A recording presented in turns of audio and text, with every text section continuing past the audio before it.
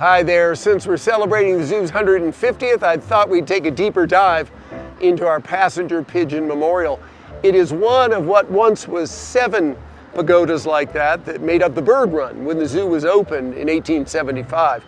This famous painting by John Ruthven depicts what it looked like in the skies back in the Victorian era. Passenger pigeons were the most numerous bird in the world. 1 billion would fly through their migration, sometimes darkening the sky. But in less than 50 years, they went from billions to 0. And this memorial is to Martha. Martha, the very last passenger pigeon ever who lived her life here. And for those interested, she's now at the Smithsonian Institution in Washington.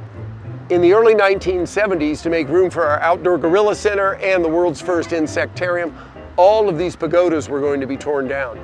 But John Ruthven, the local naturalist and wildlife artist, contacted the zoo director, Ed Maruska, and said, hey, let's save one of them and we'll make it a museum.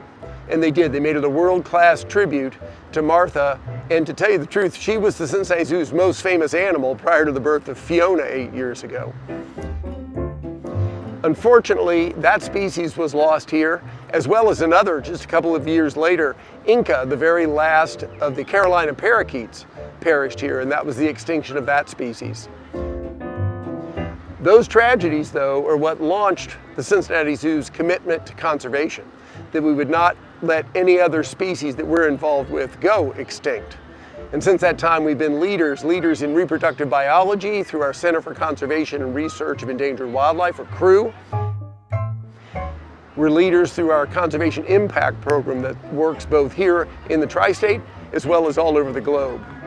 If you want to learn more about how the zoo is involved in conservation, check out our website, cincinnatizoo.org, and I think you'll be amazed all the things this zoo does. But it all had its beginning 150 years ago when this building looked just like that.